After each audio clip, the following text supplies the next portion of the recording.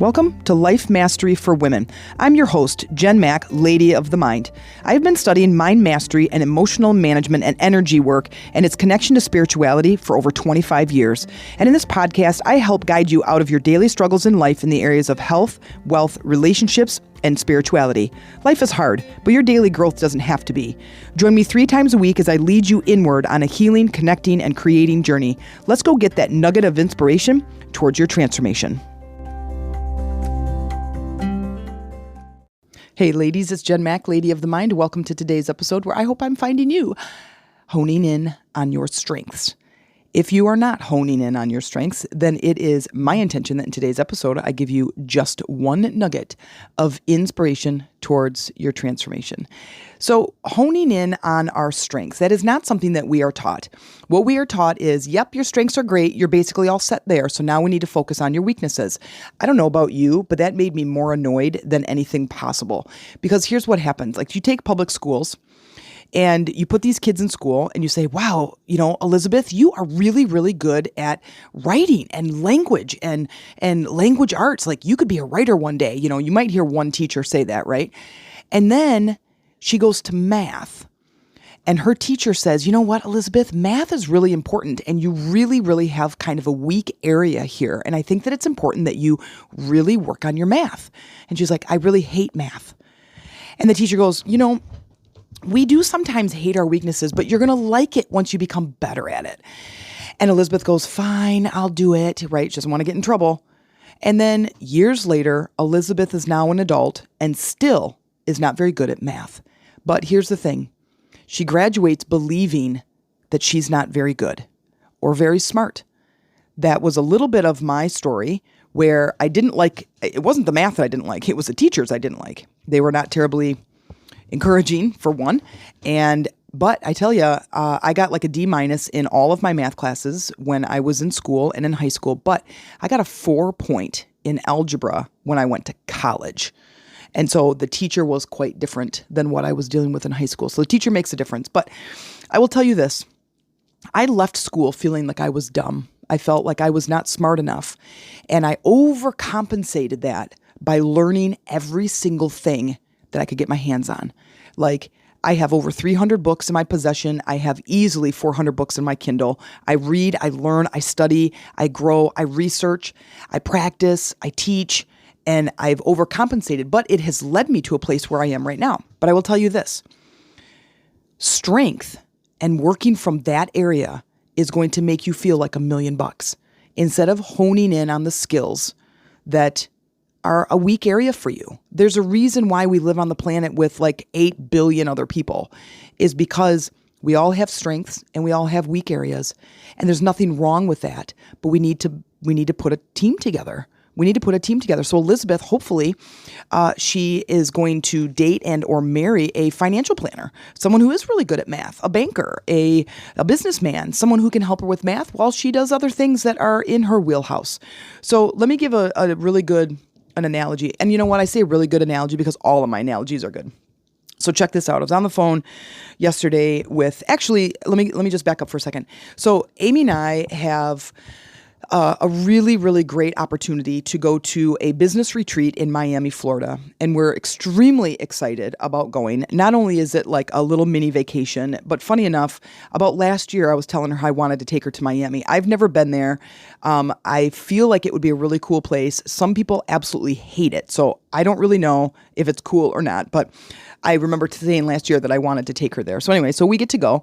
We're going to a retreat and we're going to see a woman that I've been following for a couple of years now when I started my really wanting to grow my group coaching practice.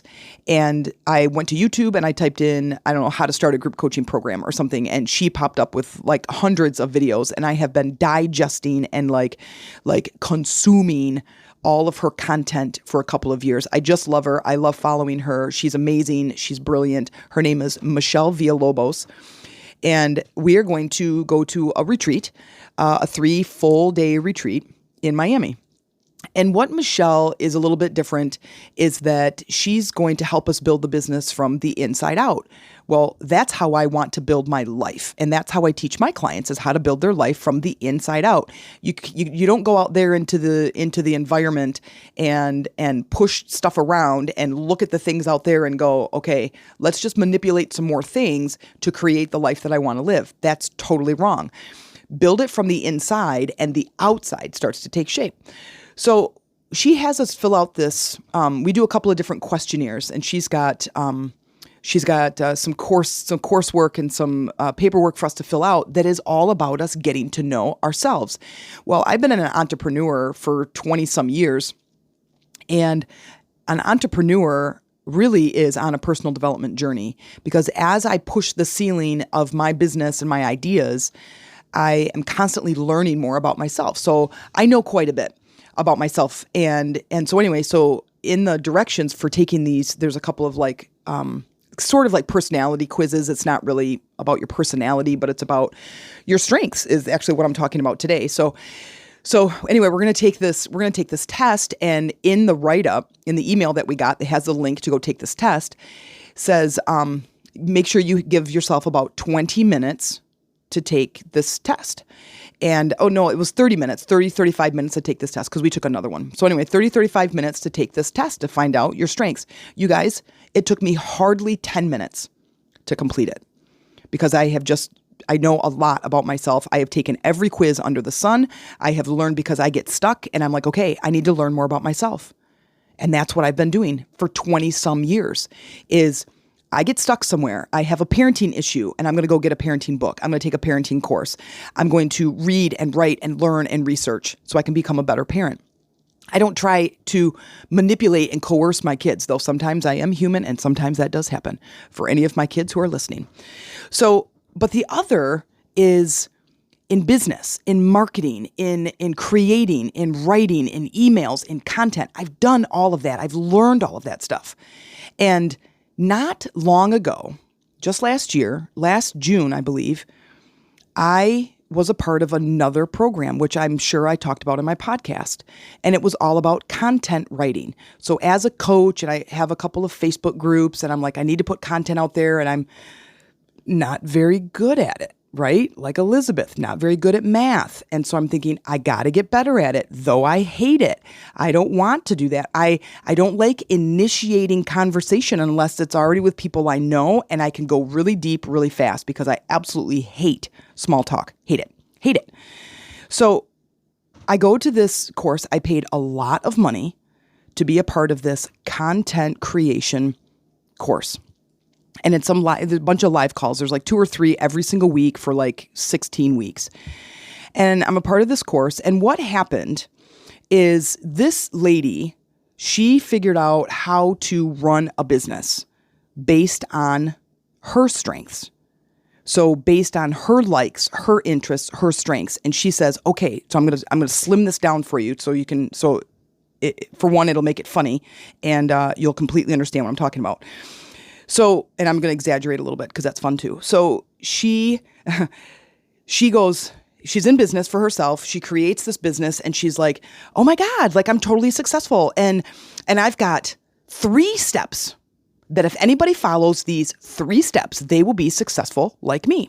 So I'm going to start this other business, and I'm going to help entrepreneurs become successful like me using these 3 steps. And I go, okay, I think that sounds fantastic. And I'm going to charge top dollar for this. And so she gets all of these people to come in and pay top dollar to do her, quote, cookie cutter approach to business, okay? Here's how you write content. Here's how you deal with your Facebook groups. Here's how you deal with other social media. Here's your email marketing, your blah, blah, blah. And the whole thing goes on and on and on. Well, here's the problem with that, is that she's got, let's say, 1,000 people in her group. 10% of them match her personality. They have her strength. They love writing. They love staring at the white social media rectangle with the blinking cursor. They love that. And they look forward to initiating conversation. And they are going to go into other groups, and they're going to poach those people that are in other groups that sort of match their content, right? And I'm like, dude, I hate every single thing that you're saying, because I'm in the 90% where I don't have that personality, and I'm not going to go do that, and I'm not going to write somebody every single day. For what? The rest of my life? How does that create freedom? I have a high need for freedom if you've been paying attention to my podcast. So what she did is she took her approach that matches her personality and says, basically, anybody can do this. So true, anybody can. However, if it's not your strength, you're not going to be very good at it. Same with Elizabeth. She can balance the checkbook, but she's not going to be very good at it. So typically it's going to cause more problems than it's going to solve the problem. Okay. And I hated it. I hated every second of it. Now, unfortunately, she had no guarantees, no refunds. And so I was out a big, giant chunk of money. And all I learned from that is that she played on my weaknesses. Okay. She didn't have a personality test. She didn't say, okay, only those of you that have this type of personality are going to be a good fit for my program. She's like, I'm just going to sell it to anybody and everybody and say that anybody can do it. Here's my analogy. This woman is a monkey.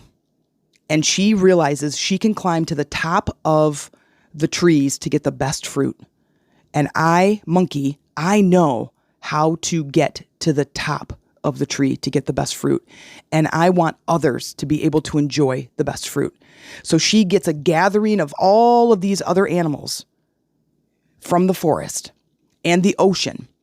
And she's got a whole group of pigs, monkeys, and fish. And she's going, anybody can get this. Anybody can get the best food at the top of the tree. Anybody can. It's my approach. I'm successful at it. And I'm a monkey. She's a monkey, right? And I'm going to get the top of this. I can get to the top and I'm going to teach you how to climb a tree. And I'm going to teach you how to get to the top of the tree to get the best fruit. And the pig goes, sweet. Do you like that? Sweet. That's awesome. I love fruit. And the pig tries to climb the tree and he can't. And the monkey goes, you just have to try harder. Watch this course, read this book, and email my team. And she walks away. And the pig tries and tries and tries and tries and fails every single time. The fish hobbles up to the tree, glub, glub, glub, and says, I'm going to try because I love food and I love fresh food and I want to get to the top of the tree. And the fish is flopping around in the sand at the base of the tree. And the monkey says, try harder, try harder, try harder. Keep going, keep going. And she walks away. What happens to the pig and the fish?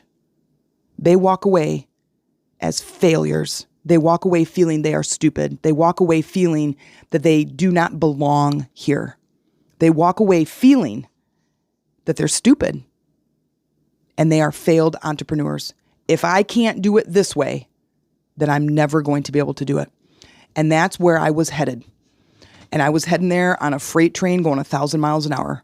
Because I came out of that program telling Amy, I'm like, I guess, I don't know what we're going to do. I don't know how to do this. I don't know how to do it. Then fast forward to joining Michelle's program. We haven't gone to the retreat yet. It's coming up, but there's a whole bunch of prep work. So we're watching all these videos, consuming all this content, because that's what I do. I take the Strength Finder test. And you can find it online. It's called Strength Finder 2.0.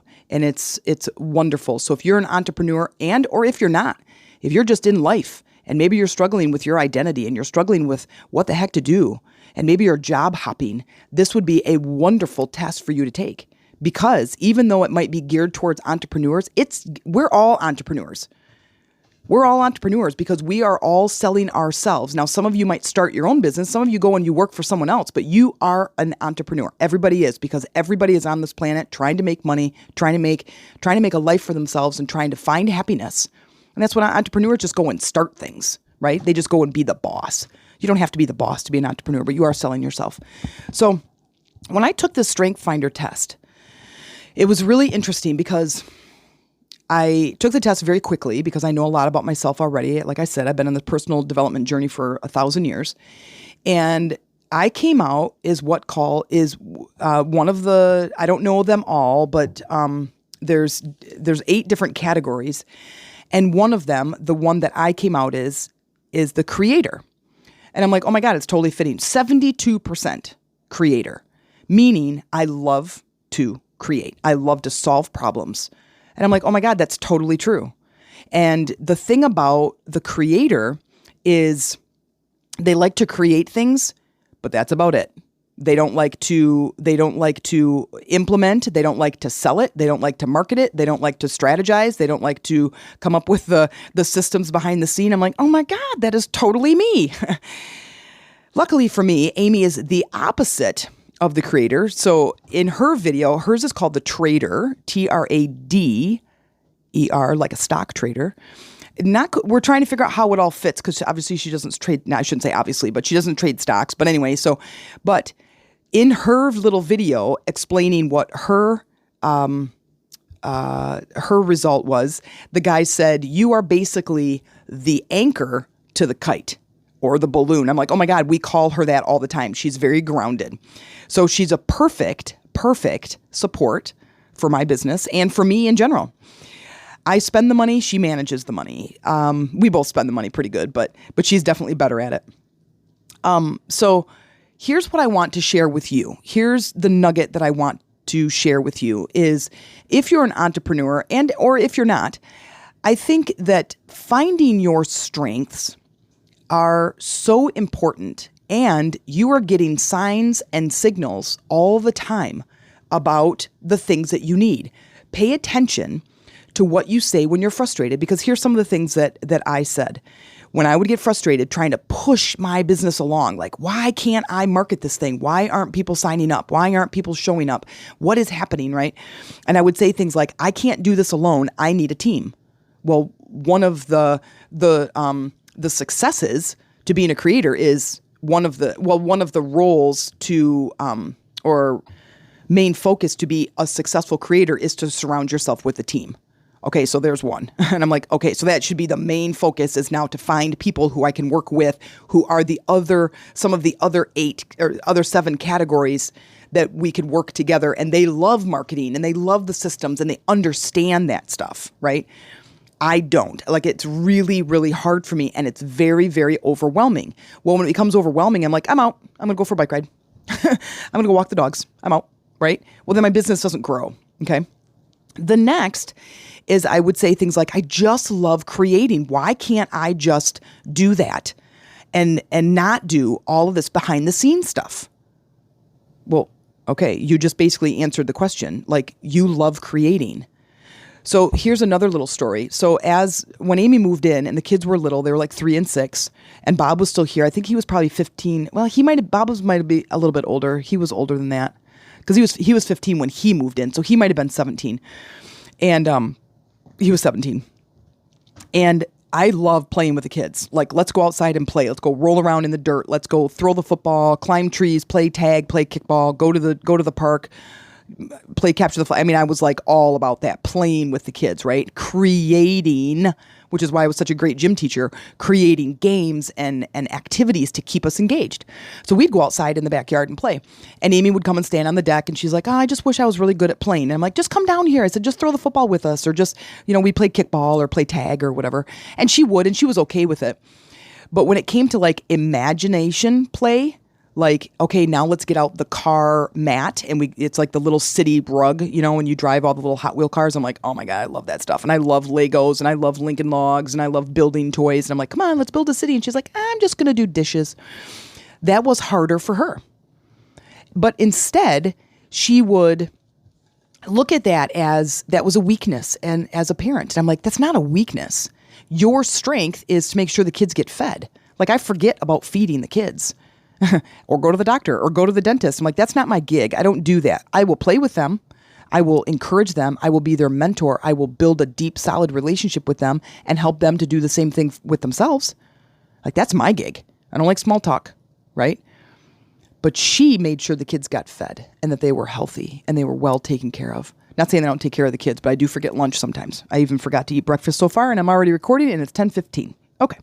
One of the other things is, I would say things like, I just don't understand the behind the scenes stuff. Like, my brain just can't go there. I would say that. So then I need to hire somebody or work with somebody or put somebody on my team that does love that stuff. So, hey, if this is you, send over an email, themeditationroomtc@gmail.com. If you are interested in like working with me or figuring things out, or this is the stuff that you love, send me an email. Tell me about yourself. Tell me what you love. Tell me how you can help. I would love to start connecting. So here's my 2 cents worth. Listen to your talk when you're frustrated. record yourself, listen to those repetitive sounds and words that you say, those sentences that you say regularly, like, I just need a team. And then you go, you know what? I wonder, maybe I should look into that. Like, maybe I should pay attention. This is your intuition talking to you. This is your intuition talking to you, okay? Make note of it. Write it down in a journal. Put it somewhere, and then start to pull it apart and say, okay, so I say, I can't do this alone. Maybe there's some depth to that. Maybe I can't do this alone. Maybe I need to pay attention. Maybe I do need to look at building a team, right? The next is pay attention. Pay attention to what you're saying and harness your strength and delegate your weaknesses. Harness your strength. So when we look at the school systems and all of these kids that are not good in certain subjects, but their teachers keep pushing, and then they get a tutor, and then the parents make them do all this extra work at home, or the teachers do, and they just go, and there's this encouragement, and the kid's like, I just hate this work. I hate writing. I don't want to read. I just don't like it. Is it important? Yes, it's important. However, not to the point that the kid leaves this tremendous career, the starting point for his learning, where he leaves feeling stupid. And if that kid is feeling stupid upon graduation, then we have done a disservice. Because I think by the time they reach 9th grade, maybe even earlier, they do a child version of a Strength Finder. And then we build on that. As this young student learns his strengths, he's going to have an immense amount of confidence boosted. With that confidence boosted, that can overflow into other areas like English, like reading, like science. Okay? So because I have such a confidence booster in what I create and the programs I create and the videos, and I'm constantly learning how to become better at that, but I'm a better speaker than I am a writer. As I hone these other skills and my confidence gets better, then I can go over there and say, you know what? Yeah, let's work on the behind the scenes. Let's slow down. Let's get out a whiteboard. Let's figure out how I can do it. I'm more apt to look at other areas when I feel so confident in this one. So if you are a monkey, be the best climber. If you are a pig, eat the best foods. If you are a fish, swim the fastest. And listen, yes, you can. Go find your strengths. Search Strength Finder 2.0, take the test, and learn about yourself. I can't emphasize that enough. The more you learn about yourself, the better equipped you are to find the hole that you best fit in. If you're a square, stop pushing yourself into a round hole. If you would be better working with people, then stop working in a factory where you work by yourself. If you would be better to work in a factory by yourself, then go do that and stop working in public school systems. Just saying, there's a couple of teachers that really shouldn't work with people. Not all of them. I have a lot of respect for teachers and what they do because I was one. I have a lot of teacher friends and I know how hard they work. So give them a break. Learn to trust them and learn to understand them. But some of them, I swear to God, you guys need to go work in the postal system or something. Okay, so you can do this, and you don't have to be everything to everyone all the time. That was a good quote. I've heard that someplace. That's not my own. You don't have to be everything to everyone all the time. So I hope this served you. I hope you got something out of it. Go find that strength finder in you. Go find your strength, hone that skill, and become the very best version of yourself. If you enjoyed this show, please consider making a small donation. This helps me to continue creating powerful episodes for you each week, but also you become a bigger part of changing the world by changing yourself one episode at a time. By investing in my show, you are investing in yourself, your life, and your planet. And by elevating yourself, you are elevating others around you. And I thank you.